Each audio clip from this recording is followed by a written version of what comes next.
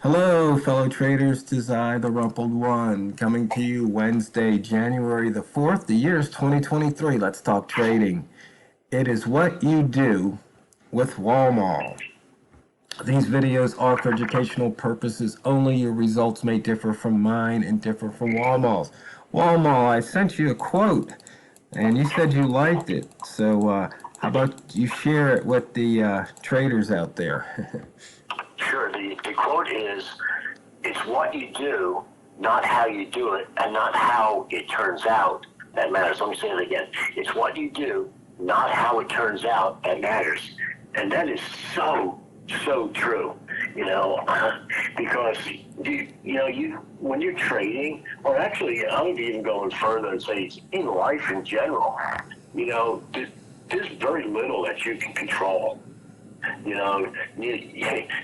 you think about it, you can't even control what time you're going to get up in the morning because, I use that as an example because, normally I don't use an alarm to get up. I just get up the same time every day, whether it's a Monday or a Sunday or a Saturday. I just very, very, habit-driven type of person, and I just do that all the time. And guess what? Mr. TRO over there went and called me this morning, and I was like, I'm half asleep and I'm out of bed, but I'm an hour behind, and it's that thing where that's something that I should be able to control, where it's something that, that's certainly within my control. But no, it's not. My body said needed more sleep last night, and I stayed in bed longer, and so there's not much we can control. We can't control when we get into a trade. We can't control whether or not it's going to go up or it's going to go down. The only thing we could control is whether or not we're going to get into the trade, and we can control when we get out of the trade, but we can't control the outcome of that trade, and so that's the big kicker about, I would say not only trading, but even life, because I can do X, Y, and Z and expect result, that's whatever, and doesn't necessarily mean it's going to happen. We can have expectations. I went and said, we both of us had gotten into a trade where, unfortunately, it went against us. I don't think the trade itself was a bad trade. It was, but what it was is that the trade went against us.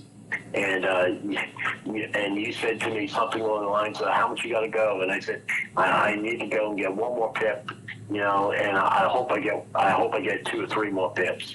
And you said to me, that last pip's the hardest? No, you said to me, hope is not a trading plan. Oh, yeah. and then what did you call me? I thought you missed Einstein. Yeah. But that's the truth of the matter. I don't think I did anything wrong on that trade. In terms of getting into the trade, I made some mistakes while I was in the trade that compounded my problem, but I didn't make any mistakes in terms of getting into trade. It was a perfectly fine trade. In fact, I was up at one point. I was up pretty good, but it just, the market didn't smile at me at that point. And that's the life of a trader, and so what we have to do is we have to start looking at things maybe a little bit differently. Everybody out there knows that I have goals. I have goals for the day. I have goals for the week. I have goals for the month. And Tiro, that I've set a goal for the year. And which is kind of new for me to do that, but I have those goals. But man, those goals can't dictate everything that you're doing, and you got to be really, really careful with those type of goals. And here's the reason why. The most important thing is what you're doing. It's not whether or not you actually achieve the goal or not. As an example, I had mentioned to TRO just prior to getting on this video that I was probably not going to take any more trades for the day, and I'm actually short of my daily goal by like $40 or something like that. Not very much, And the thing is that that's it. I'm done. And the reason why is because I just noticed that I've made a number of mistakes, and I'm afraid of something here. And what I'm afraid of is I'm going to break the process, because the process is the most important thing. What I do, why I get into a trade, why I get out of a trade, and what do I do while I'm sitting in the trade. That's much more important than any profit. Because the thing is, if the process is in place and I'm following the process and I'm adhering to the process and I'm not breaking the rules of the process, I know in the long run I'll do just fine. But the problem is, I noticed that when I got into that trade, I broke my rules and didn't get out when I should have gotten out. I then went and let it run against me more than I normally would let anything run against me. And then I got really lucky that, as you call them, the market gods came back and smiled upon me. But the thing is, that didn't necessarily have to happen. Luckily I still had my hard stop in place, but, geez, it was just not the right thing to do, and I wasn't following process. So I need to go and stop, take a look at myself, and my goal right now is to get back on process. Yeah. Well, the main thing is that, trading is speculation. We're, quote unquote, gambling on a future outcome.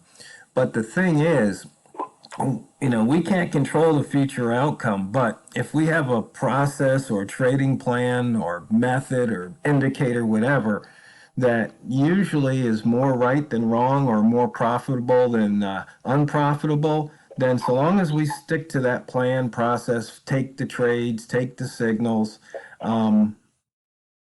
we're going to be okay. And, the thing is, that's why we have a stop loss, because we really don't know what's going to happen. You're exactly right, and the thing is, you're exactly right in this, in multiple things that you said there.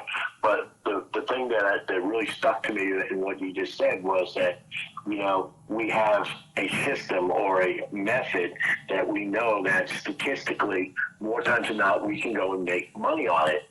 And you just have to trust it. You have to trust the system. And you just have to know that, sometimes it's not going to make you money. Sometimes you're going to lose. That's just part of trading. And, and you just got to be really careful with what you're doing in terms of following the system and making sure that you follow through on it. And where most traders get into trouble is, they can happen on either end of the scale. They get overly confident because, if you know that you win 70% of the time, let's say that you got a really good system, a really good method, and win 70% of the time. Well, here's what can happen. If you're winning 70% of the time, what it also could mean is you could actually win 15, 20, 25 times in a row. And you say, well, that's great. Look at how much money I'm stacking up. Well, there's a real danger with that. And the danger is you become overconfident, and then all of a sudden you start thinking you know more than the market knows, and now you start going outside your rules, and you start breaking your process. And when you break your process, man, they can come back and slap you hard. Yes, it can. And we need to go and be careful about that.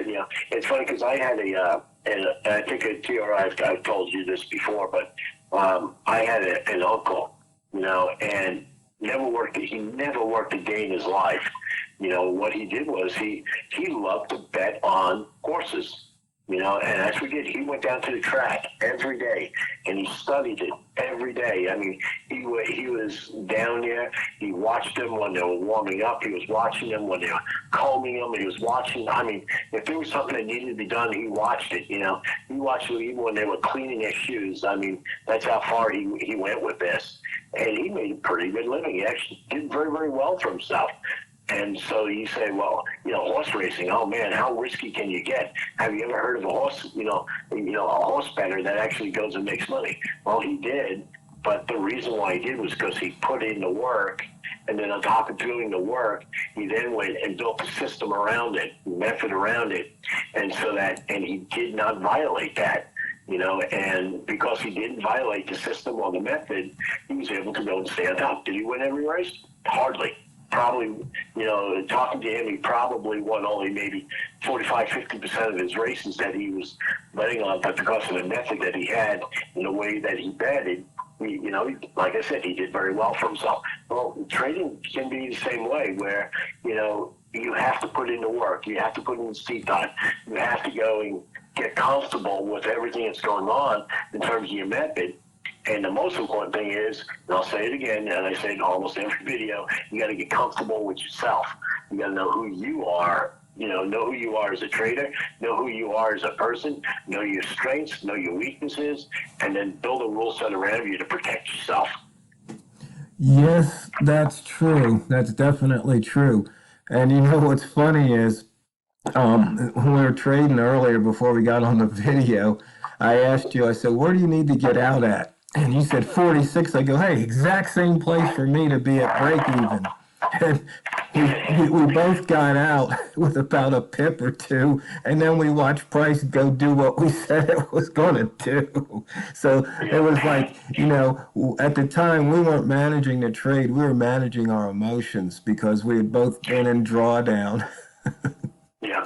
Well, the thing is that, to be honest with you, I followed my plan because my plan says when you get to break even, get out. So yeah, I was following my plan that way. But maybe I built that as part of my plan to go and manage my emotion, knowing that I can get myself into a real quandary.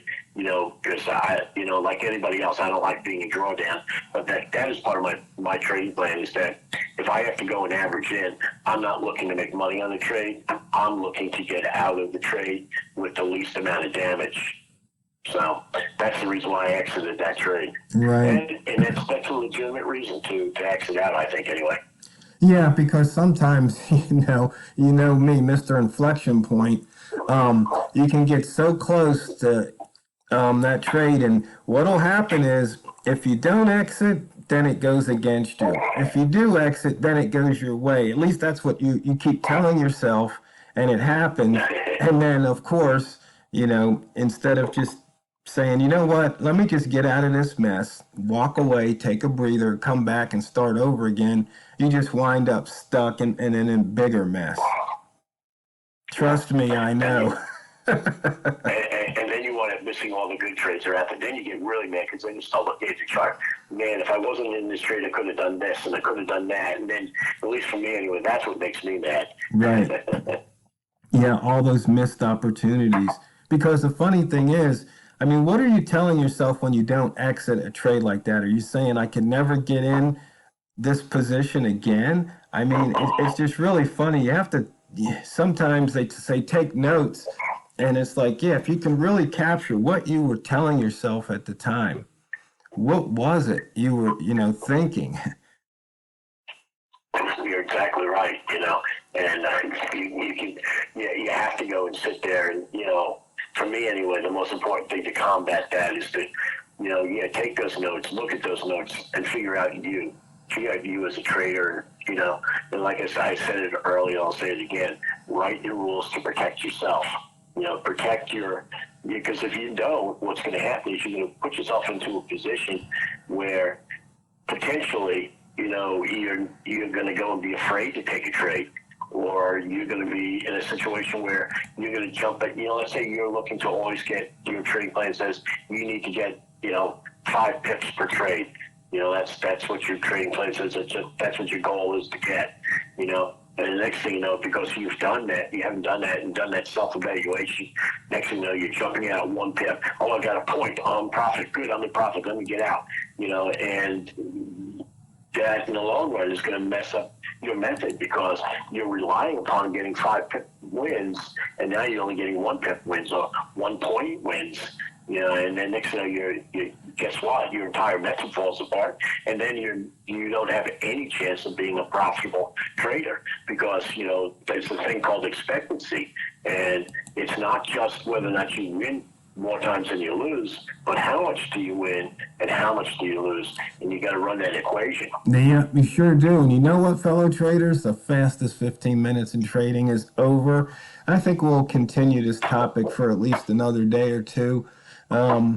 Because it's not what you trade, it's how you trade it. So go out there and drain the banks. This is TheRumpledOne, over and out.